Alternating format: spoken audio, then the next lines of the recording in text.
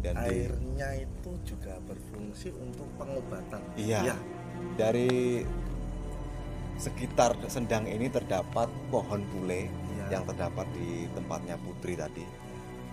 Dan ada pohon-pohon lain. Dari pohon-pohon besar ini tentu pohon bule sendiri dikenal sebagai pohon yang memiliki khasiat obat ya. Menurut orang-orang yang datang ke sini, dan kebanyakan sembuh Mas ya. Mungkin niatnya atau tujuannya memang benar-benar baik, akhirnya dikabulkan oleh Yang Maha Kuasa. Nah, disinilah tempatnya kabulkan tersebut. Mas Samsul mungkin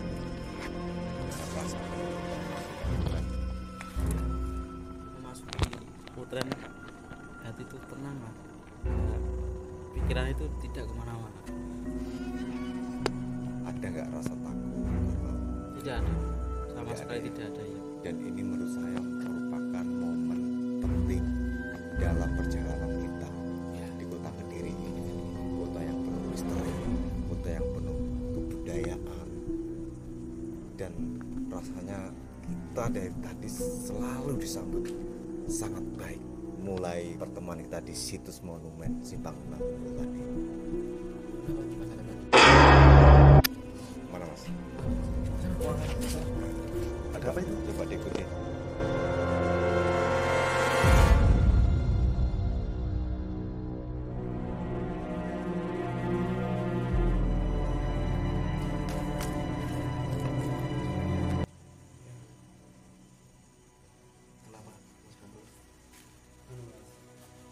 Saya melihat cahaya putih. Terus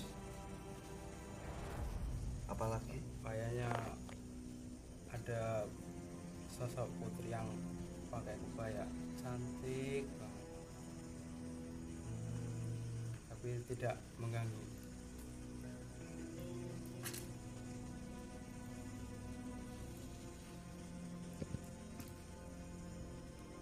Coba teman-teman dipastikan Mas Catur ini benar-benar mengungkapkan ketulusannya dengan melihat sosok ini atau kerasukan. Sebelum-sebelumnya kan Mas Catur ini kan sering mengalami hal-hal aneh kan. Iya. Coba ditanya lagi. Mas Catur, apa yang kamu rasakan? Kenapa kamu tiba-tiba kok percaya diri tanpa kasih tahu teman-teman kamu? Apa yang kamu lihat tadi?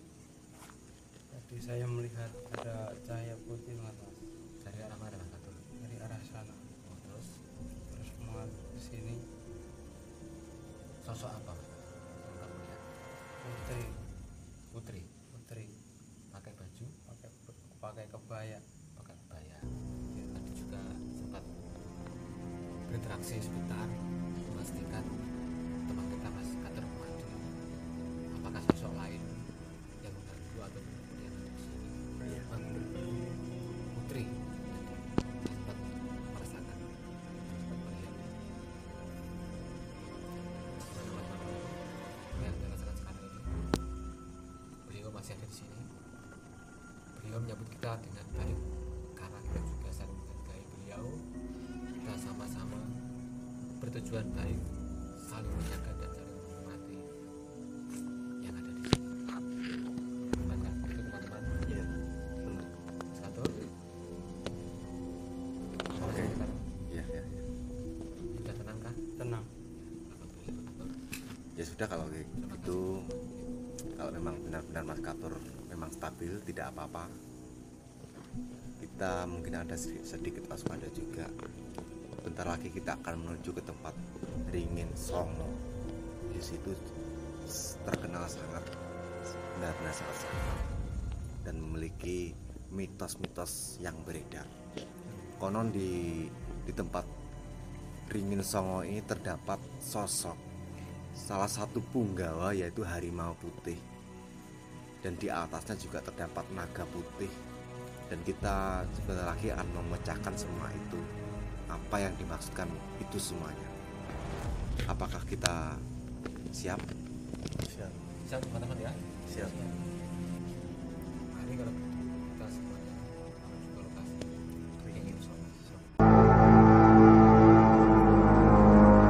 Ringin 9 merupakan pohon peninggalan dari Prabu Sri Aji Joyoboyo yang dipercaya sudah berusia ratusan tahun sebelum akhirnya tumbang pada tahun 1980 karena angin kencang.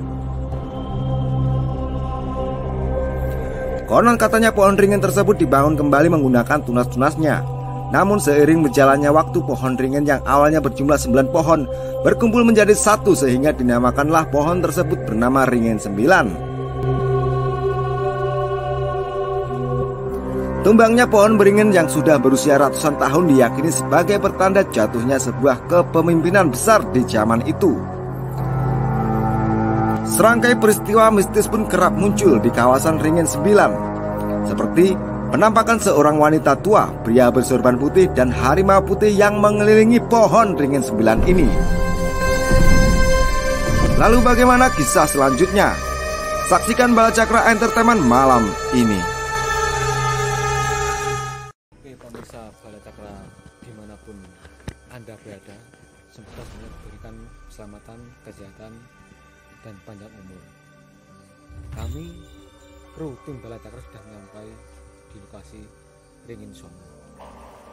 Dan Ringin Songo ini dulunya pernah tumbang. Tumbangnya itu tidak boleh disebutkan karena itu ada lokasi tersendiri. Maaf, inilah yang disebut Ringin 9. Ringin ini dengar-dengar katanya disakralkan kan Mas? Ya, betul. Ya. Dan di sini itu banyak sekali yang memburu, ada pusaka di sini. Katanya dulu itu banyak sekali yang mau ngambil pusakanya. Tapi jangan coba-coba mengambil pusaka di sini karena tempat ini dijaga oleh punggawa-punggawa di sekitaran Ringin Songo ini. Siapapun orangnya, entah dari mana itu asalnya, kalau berani bisa mengambil pusaka tersebut, dia akan dieksekusi oleh punggawa-punggawa yang ada di sini. Mending gini aja Mas, kalau kayak gini kita di sini ya mungkin ini kan tinggalnya leluhur kita ya, leluhur kita wajib menjaga di sini. Kalau mau ziarah ya ziarah, mau kirim doa ya kirim doa. Kita ibaratnya kita mikirnya positif aja, bersetujuannya ya baik. Karena tadi saya lapar tadi saya sempat dilihatin kayak harimau putih yang menjaga di sini itu, dan di atas sana itu seperti naga putih dan singa putih.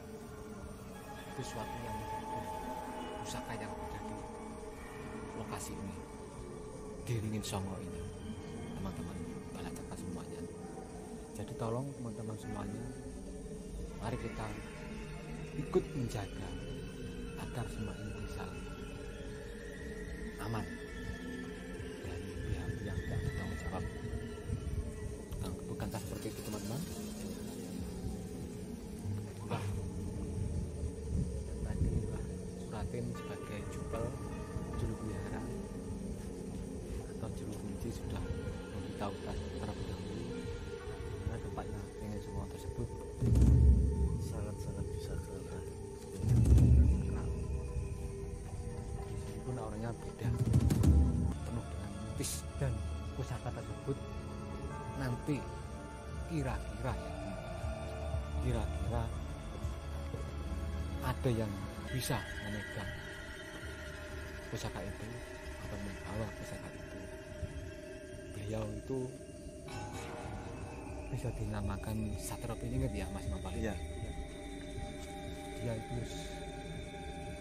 sebagai pemimpin Nusantara, mungkin seperti itu karena sesuai sejarah atau Joko Sri Aji Joyoboyo telah memberikan kita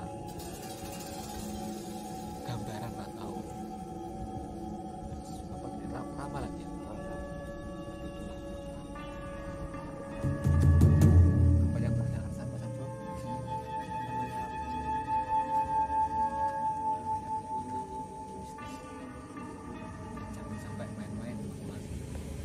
aman ya tergantung niat kita mas. Kalau di sini kalau niat kita baik ya penjaga ini sebenarnya ya sambutannya juga baik. Kalau kita niatnya juga udah negatif jelek ya insya Allah ya penunggu-penunggu sini ya nggak terima gitu. Jadi Mas juga sudah bisa memahami apa yang dimaksudkan juru bicara tadi di seputaran Ringin Songo ini ya teman-teman. Oke teman-teman, oke pemirsa Bala Cakra Entertainment dimanapun anda berada, kami tim Bala Cakra mau meneruskan perjalanan di situs Muka Pamusan. Tapi sebelum itu saya beserta tim Bala Cakra mau coba melakukan ritual dulu. 3 dewa yang disebut Trimukti, yaitu Dewa Wisnu, Dewa Bathara Siwa, dan Brahma.